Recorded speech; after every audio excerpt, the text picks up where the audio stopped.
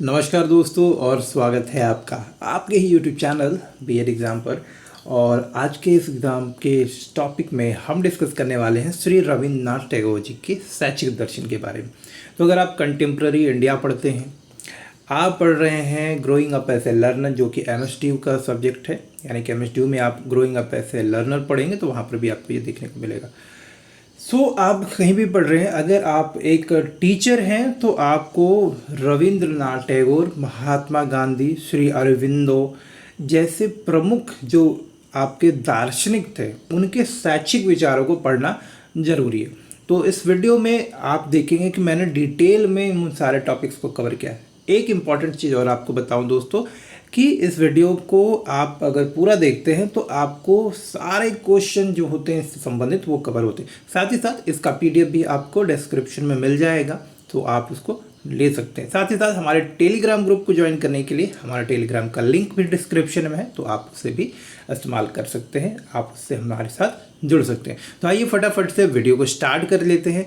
और एक छोटी सी विनती है दोस्तों, अगर आपके कोई सुझाव हो, आपका कोई स्पेसिफिक क्वेश्चन हो तो प्लीज़ वो मुझे आप जो है मैसेज कर सकते हैं, आप मुझे कमेंट में पिन कर दीजिए। कमेंट कर दें तो हम नेक्स्ट टाइम से उस रेलिवेंट टॉपिक पर जनरल क्वेश्चन बनाने का प्रयास करेंगे। तो चलिए वीडियो में आगे बढ़ जाते हैं। तो दोस्तों टॉपिक को आगे बढ़ाएं इससे पहले कुछ रविंद्रनाथ टैगोर जी के व्यक्तिगत जीवन के बारे में, उनके आरंभिक जीवन के बारे में थोड़ा समझ लेते हैं, थोड़ा जान लेते हैं। क्योंकि आप किसी के बारे में जानना चाह रहे हैं, किसी के बारे में कुछ अपना ज्ञान बढ़ाना चाह रहे हैं, तो एटलीस्ट उसके बारे में जनरल नॉलेज यानी कि साधारणतया सभी प्रकार की जानकारी को हमें इकट्ठा कर लेना चाहिए, उसके बारे में सब जान लेना चाहिए। तो हम बात करें भारत के एक ऐसे महापुरुष के बारे में जिन्होंने भारत का मान सम्मान बढ़ाया है, कला के क्षेत्र में, कविता के क्षेत्र में, यानी कि कला के क्षेत्र में भी आप देख सकते हो इनका योगदान अद्वितीय रहा। इन्होंने समाज सेवा के क्षेत्र में, राष्ट्र सेवा के क्षेत्र में भी अद्वितीय योगदान किया है। इन्हीं की देन है विश्व भारती विश्वविद्यालय। तो आपको ऐसी चीज़ें पता होनी चाहिए। चलिए बात करते हैं श्री रविन्द्रनाथ टैगोर जी की। तो श्री रविन्द्रनाथ टैगोर जी का जन्म जो है 7 मई सन 1961 को हुआ, माफ़ करिएगा 1861 को हुआ था। तो ध्यान रखिएगा कि रविन्द्रनाथ टैगोर जी का जन्म जो है 7 मई 1861 ईस्वी को बंगाल के एक बहुत ही धनाढ़, एक शिक्षित परिवार में, जो कि पश्चिम बंगाल में काफ़ी सम्मानित परिवार था और अभी भी है। उनके पिता का नाम था महर्षि देवेंद्रनाथ टैगोर। तो रविंद्रनाथ टैगोर जी के पिता का नाम महर्षि देवेंद्रनाथ टैगोर था। वो काफ़ी प्रभावशाली व्यक्तित्व थे, काफ़ी लोगों में प्रचलित थे, और सबसे जरूरी बात है इनका परिवार जो है अपने क्षेत्र का एक जाना माना नाम, काफ़ी सम्माननीय परिवार था। देवेंद्रनाथ टैगोर ने अपने पुत्र, जिन्हों की हम रविन्द्रनाथ टैगोर के नाम से जानते हैं, उनको संस्कृत की शिक्षा दी, साथ ही साथ अन्य विषयों का ज्ञान भी उपलब्ध कराया। उन्होंने भारतीय दर्शन, नक्षत्र विज्ञान, भूगोल, इतिहास जैसे अन्य महत्वपूर्ण विषयों का अध्ययन करने के लिए भी श्री रविन्द्रनाथ टैगोर जी को प्रेरित किया। तो उन्हें सर्वांगीण विकास के अवसर दिए, उन्हें सभी विषयों को पढ़ने का अवसर दिया। ऐसा नहीं कहा कि आप सिर्फ उन्हीं विषयों को पढ़ो जिन्हों की हमने पढ़ाई है, जो कि प्रचलित हैं। उन्होंने सभी विषयों को, संस्कृत के साथ साथ देखिए आप, इन्होंने भारतीय दर्शन, नक्षत्र विज्ञान, ज्योतिष शास्त्र, इतिहास, भूगोल जैसे महत्वपूर्ण विषय भी इनको पढ़ाए। सन 1877 ईस्वी में रविन्द्रनाथ टैगोर, जो अब एक युवा हो चुके थे, कानून की पढ़ाई करने के लिए इंग्लैंड भेज दिए गए। परंतु पढ़ाई के दौरान उनका जो है मन वहाँ पर नहीं लगा। उनको पढ़ाई की परिस्थितियाँ, वहाँ का वातावरण और देश में हो रहे उथल पुथल ने कहीं न कहीं उद्विग्न कर दिया था। उनका मन वहाँ पर नहीं लग रहा था, तो वहाँ पर उन्हें संतुष्टि प्राप्त नहीं हुई और वो अपनी पढ़ाई बीच में ही छोड़कर, यानी कि बिना कोई शिक्षा की डिग्री लिए हुए ही भारत लौट आए। और आप सबको पता है दोस्तों कि उन दिनों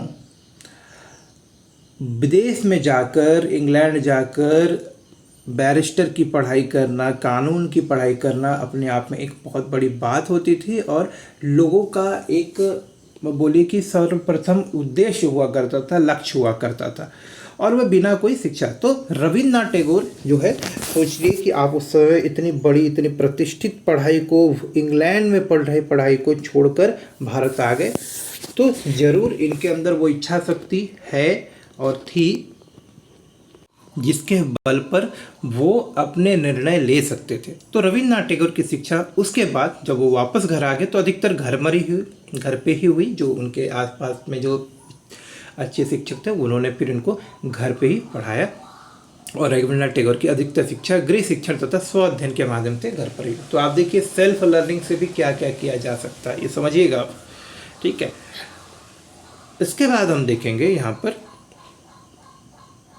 एक मिनट दोस्तों, कि उन्हें बाल्यावस्था से ही बंगाली पत्रिकाओं में लेखन करने का शौक था तथा वो अपने लेख जो है लोगों के बीच में भी, यानी कि जो लोग सरलता से उनसे संपर्क करते थे उन्हें भी वो अपने लेख प्रदान कर दिया करते थे। जैसे कि उन्होंने जो आसपास में प्रचलित जो भी पत्रिकाएं थे उसमें तो अपने लेख देते ही थे, अपनी कविताएं वगैरह जो छोटी मोटी जो भी उस समय लिखते थे आरंभ में, जो कि उस समय प्रचलित नहीं थे, लोगों के बीच में इतने प्रख्यात नहीं थे, वो तो दिया करते थे। लेकिन अपने अन्य लेख किन्हीं और लोगों को भी दे देते थे जो कि उनसे आग्रह करते या जो उनसे संपर्क करते थे।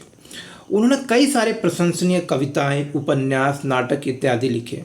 ठीक है, इससे वे एक सुप्रसिद्ध कवि, उपन्यासकार, नाटककार और एक बहुत ही आप बोलेंगे जाने माने और बहुत ही कुशल चित्रकार और दार्शनिक के रूप में प्रसिद्ध हुए।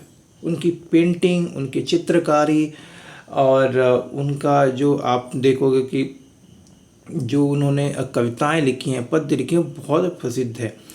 उसके बाद उन्हें ऋषि की संज्ञा से विभूषित करके गुरुदेव कहा जाने लगा। अब ध्यान रखिए कि इन्हें जो है इनके कार्यों के लिए जाना जाने लगा और इनकी कविताएं, इनके कला के क्षेत्र में जो योगदान था उसकी वजह से इन्हें ऋषि की उपाधि भी प्राप्त हुई। और इनकी जो प्रथम रचना थी गीतांजलि, ध्यान रखिएगा इस वर्ड को, इस शब्द को, इस रचना को, गीतांजलि। गीतांजलि के लिए उन्हें भारत की तरफ से वर्ष 1913 में नोबेल पुरस्कार दिया गया। लिटरेचर में नोबेल पुरस्कार मिलता है ना, वही नहीं मिला। ये भारत का पहला नोबेल पुरस्कार था। आप समझिए कि इनकी जो लेखन शैली थी या इनका जो एक व्यक्तित्व था कितना प्रभावशाली रहा होगा कि जब भारत अधीन था ब्रिटिश साम्राज्य के, उस दौरान में भारत की प्रतिभा का चमक और भारत की प्रतिभा का लोहा इन्होंने पूरे विश्व में मनवाया। और नोबेल पुरस्कार उस अवस्था में, उस परिस्थिति में, उस आप बोल सकते हैं कि गुलामी की स्थिति में भी प्राप्त होना अपने आप में एक बहुत बड़ी उपलब्धि है।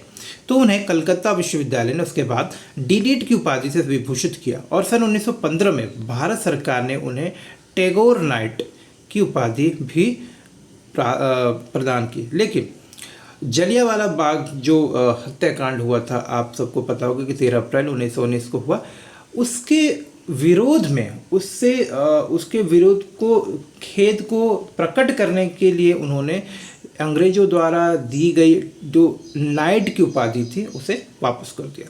तो उन्होंने वापस कर दिया। आगे बढ़ते हैं।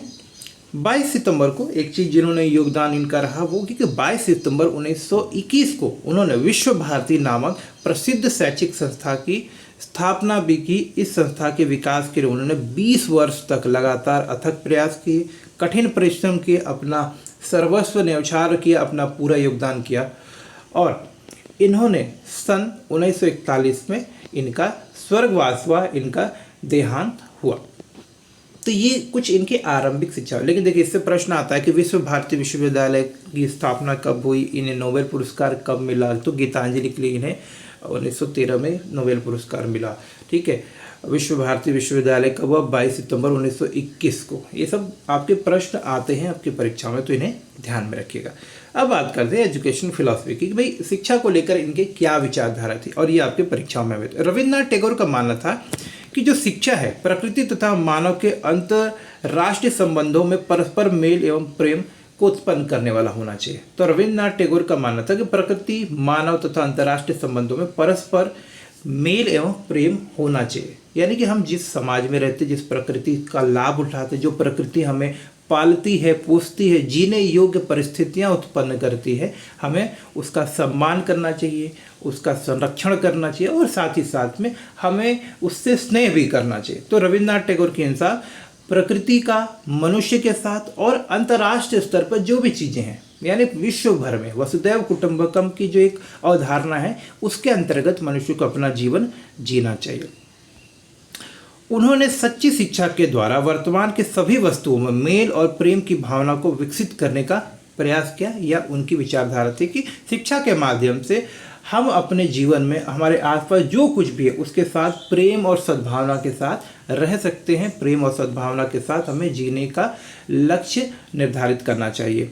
टैगोर का विश्वास था कि शिक्षा प्राप्त करते समय बालक को अध्ययन करने का, सीखने का, नई नई चीज़ों को पूछने का स्वतंत्र अधिकार होना चाहिए। उसे स्वतंत्रता के साथ में चीज़ों को अध्ययन करने का अवसर मिलना चाहिए। ऐसा ना हो कि सिर्फ शिक्षक बता रहा है और बच्चे उसका अनुसरण कर रहे, उसे याद कर रहे, ये शिक्षा नहीं होती। श्री रविन्द्रनाथ टैगोर के अनुसार बच्चा जब तक स्वतंत्र होकर चीज़ों के बारे में जिज्ञासा अपनी शांत नहीं करेगा, जिज्ञासु होकर प्रश्न नहीं करेगा, स्वतंत्र होकर अपने कार्यों को गलती नहीं करेगा, सीखेगा नहीं, तब तक उसकी जो शिक्षा है वास्तविक शिक्षा में परिवर्तित नहीं होती, उसे ज्ञान अर्जन नहीं होता है। रूसो की ही भांति टैगोर की प्रकृति को भी बालक की शिक्षा का सर्वश्रेष्ठ साधन मानते थे। तो टैगोर की भांति रूसो, ठीक है, रूसो की भांति श्री टैगोर का मानना था कि प्रकृति ही सर्वप्रथम हमारी शिक्षक है।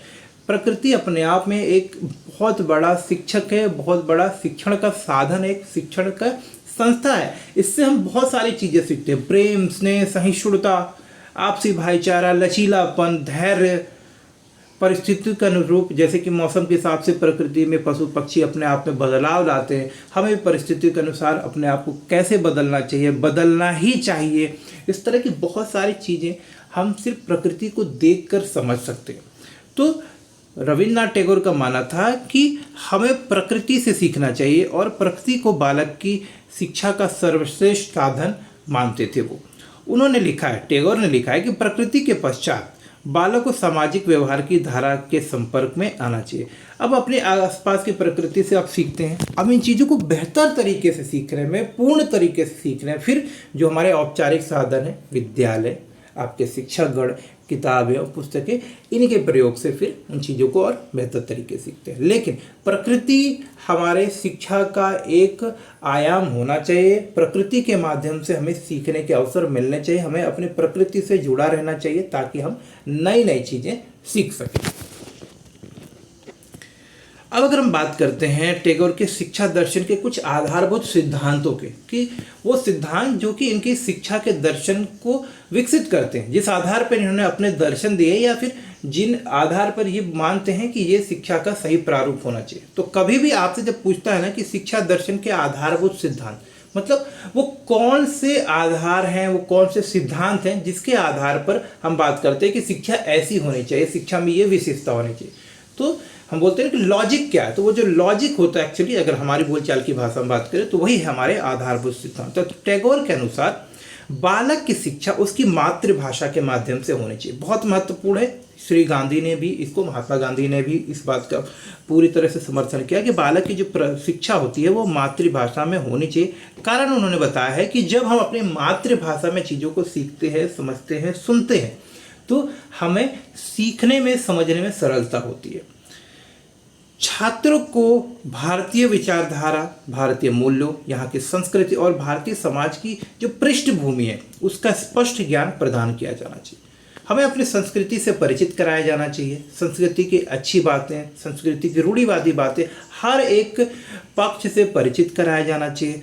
हमें जो हमारे नैतिक मूल्य है, जो धार्मिक मूल्य है, जो हमारे सामाजिक मूल्य है, रीति रिवाज है, उनका ज्ञान कराया जाना चाहिए। ये शिक्षा का उद्देश्य है, ये शिक्षा के माध्यम से सुनिश्चित किया जाना चाहिए। शिक्षा प्राप्त करते समय बालक को पूर्ण रूप से स्वतंत्रता मिलनी चाहिए। अब यहाँ पे स्वतंत्रता का मतलब ये नहीं कि क्लास आए नहीं आए, पढ़े नहीं पढ़े, इनका मतलब कि शिक्षा किस तरह से बच्चा ग्रहण करेगा। ऐसा नहीं कि मात्र क्लास में टीचर पढ़ा रहा है और बच्चे सुन रहे हैं, टीचर ने होमवर्क दे दिया, बच्चे करके आए और जो कर लिया उसकी पढ़ाई हो गई और जिसने नहीं किया उसकी पढ़ाई नहीं हो। ये शिक्षा का कोई मानक नहीं होना चाहिए, स्टैंडर्ड नहीं होना चाहिए। शिक्षा प्राप्त करने के लिए बालक को पूर्ण स्वतंत्रता मिलनी चाहिए। हो सकता है बच्चा कोई 2 दिन में वो काम ना करे, तो अगर 5 दिन में भी करके आ रहा है तो कोई बात नहीं। हमारा उद्देश्य मुख्य रूप से बच्चे को सीखना सुनिश्चित करना होना चाहिए, ना कि कितने दिनों में कर रहा है। खैर अभी वर्तमान इस परिस्थितियों में जो हमारा एक औपचारिक स्कूल का संरचना है वहाँ पे तो ये थोड़ी कठिन बात हो जाती है, ये एक बहुत बड़ी समस्या हो सकती है। लेकिन ये एक सही तरीका, क्योंकि हर एक बच्चे के सीखने का तरीका, समझने का तरीका और सबसे ज़रूरी बात है अधिगम शैली अलग अलग होती है।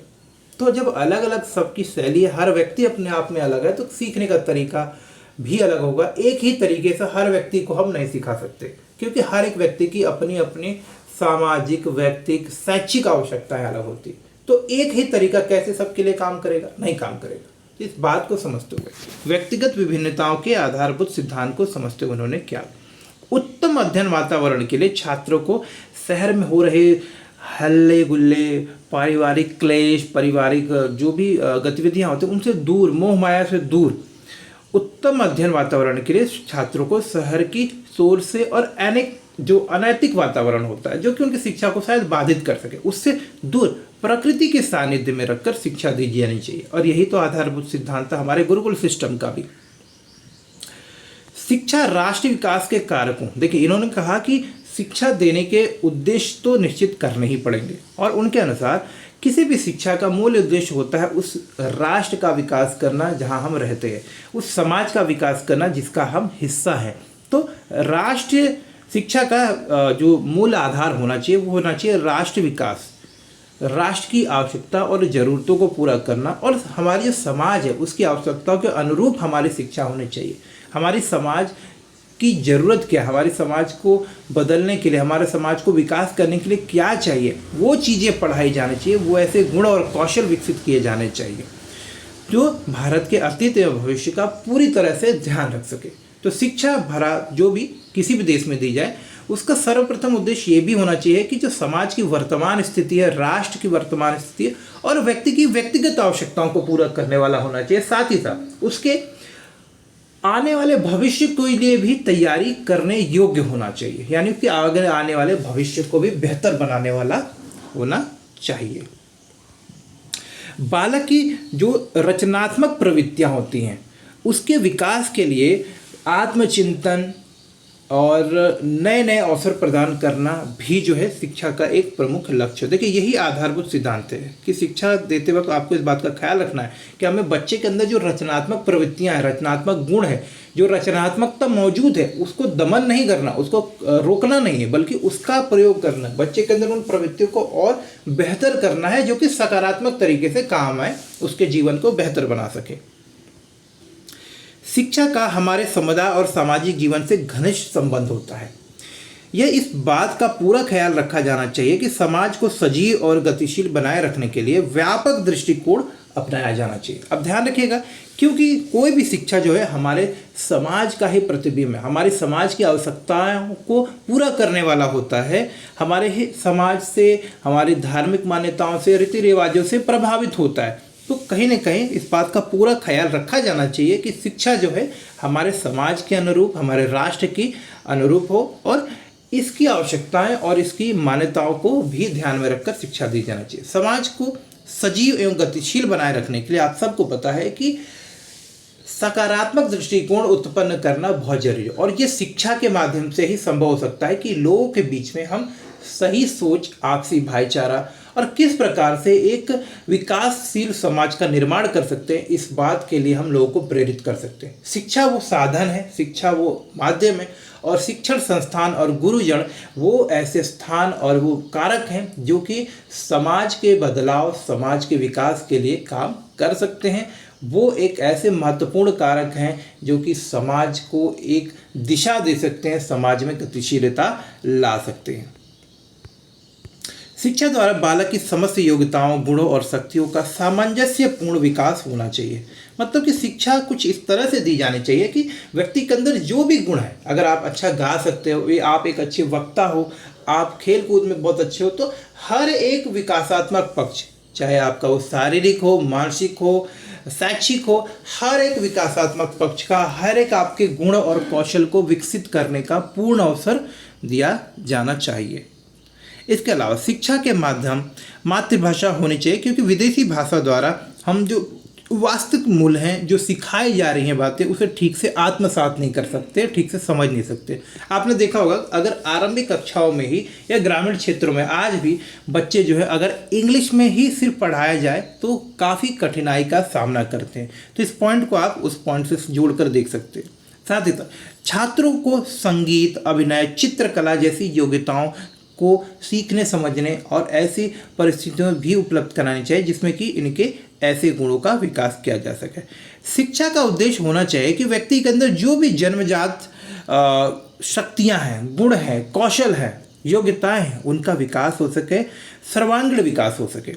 और जनसाधारण को शिक्षा देने के लिए देश में जो भी प्राथमिक विद्यालय हैं, जो भी देसी स्टाइल में, चाहे वो गुरुकुल सिस्टम हो, मदरसा सिस्टम हो, या फिर आपका जो भी सिस्टम से शिक्षा उस समय दी जा रही थी, उसको पुनर्जीवित करने का जो है इन्होंने वकालत की। उन्होंने कहा कि भाई जो हमारे देसी स्टाइल है, जो हमारा पारंपरिक तरीका है शिक्षा देने का, चाहे वो गुरुकुल सिस्टम हो या जो भी तरीके हैं, उस माध्यम से शिक्षा दी जानी चाहिए, क्योंकि हम इसी तरीके से ज़्यादा सीख पाते हैं, यही तरीका हमें आता भी है। तो ये कुछ महत्वपूर्ण बातें थी जो इन्होंने कही। इसके अलावा उन्होंने कहा कि जहाँ तक संभव हो शिक्षा विधि व्यवहारिक होना चाहिए, जो कि व्यक्तिगत जीवन से जुड़ा हुआ हो, जो कि हमारे प्रकृति को समझता हो, जो हमारे प्रकृति में हो रही घटनाओं से जुड़ा हुआ हो और हमारे समाज की वास्तविक परिस्थितियों पर आधारित हो। ये बहुत ही इंपॉर्टेंट पॉइंट है, ध्यान रखिएगा कि व्यवहारिक तरीके से शिक्षा दी जानी चाहिए, व्यवहारिक जीवन से जुड़ा हुआ होना चाहिए, जो उदाहरण दे हम समझ पाएँ, हम अपने जीवन से उसको जोड़ कर देख पाएँ, और साथ ही साथ हमें वास्तविक परिस्थितियों पर आधारित शिक्षा देनी चाहिए। ऐसा ना हो कि हम पढ़ा जो रहे हैं उसका हमारे वास्तविक जीवन से कोई संबंध ही ना हो। तो इस बात का पूरा ख्याल रखा जाना चाहिए।